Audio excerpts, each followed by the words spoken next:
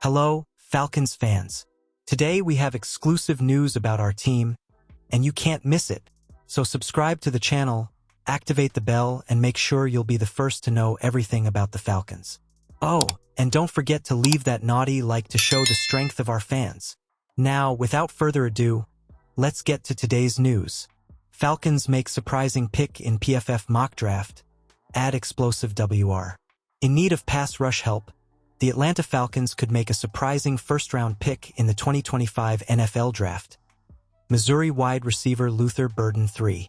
The Atlanta Falcons boast one of the NFL's best wide receiver duos in Drake London and Darnell Mooney, but they may not be done adding weapons.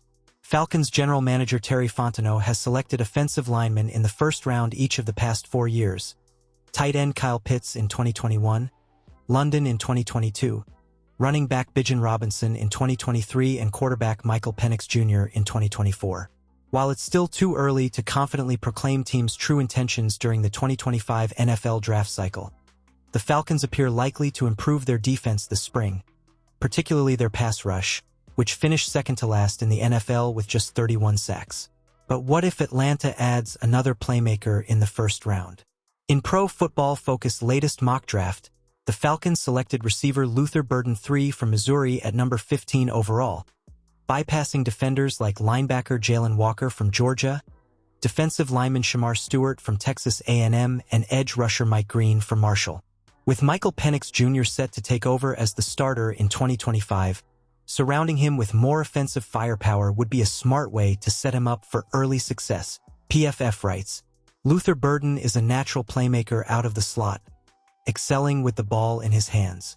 Over the past 2 seasons, he is ranked in the 87th percentile in yards after catch. Showcasing his dynamic ability in the open field, Burden was the 3rd receiver off the board in PFF's projections, following Colorado corner/wideout hybrid Travis Hunter and Arizona standout Tetaroa McMillan. The 5'11", 208-pound Burden is known for his explosiveness and big play potential. He's a quick, fluid player who has 61 catches for 676 yards and 6 touchdowns in 2024, along with 9 carries for 115 yards and 2 more scores. There's little doubt about Burden's talent, but plenty of concern about his value in Atlanta. Burden, by all accounts, would be a luxury pick. Falcons slot receiver Ray McLeod III has drawn rave reviews. McLeod has been praised by offensive coordinator Zach Robinson on multiple occasions for his impact in both the running and passing games.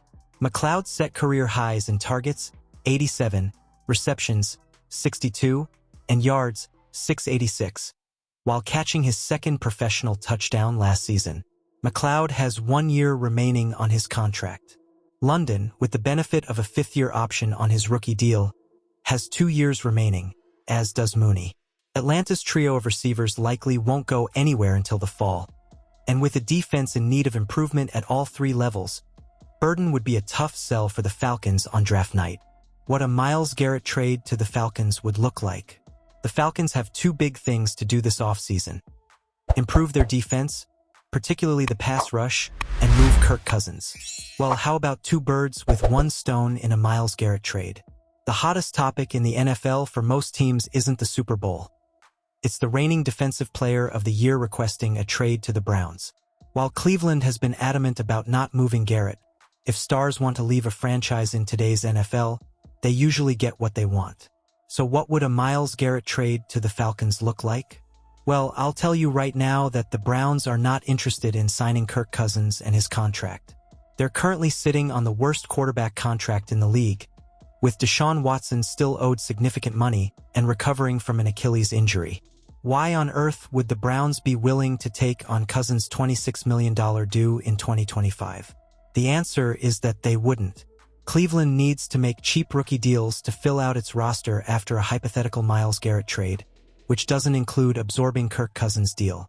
According to Diana Rossini of The Athletic, if the Browns trade Garrett, it would be for something closer to a first-round pick and some change than 3 first-round picks. The question is, what does "and some change" mean? Would the Falcons be able to keep their star players on rookie contracts like Bijan Robinson and Drake London? Or would the Browns insist on including them in a deal?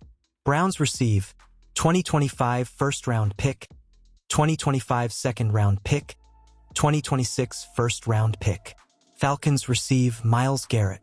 I could argue that the Falcons are not a Myles Garrett away from competing for a Super Bowl. The depth simply isn't there, and they need as many picks as they can get to address those concerns. However, here's what I would tell them. Historically speaking, first-round picks are 50-50, and those numbers drop dramatically once you get to day 2 of the draft.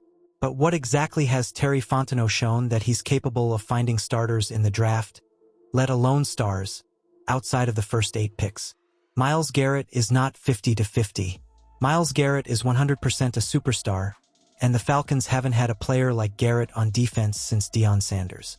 He's the kind of player who makes everyone around him play better, and while the Falcons won't have a first or second rounder this year, they would have a bona fide star at their biggest position of need. And if there's one area where Fontenot has had success, it's in free agency. Restructure some deals, extend others, and the Falcons suddenly have the cap space to go all in while Michael Penix Jr. is on his rookie contract, even with Kirk Cousins taking up a good chunk of the salary cap.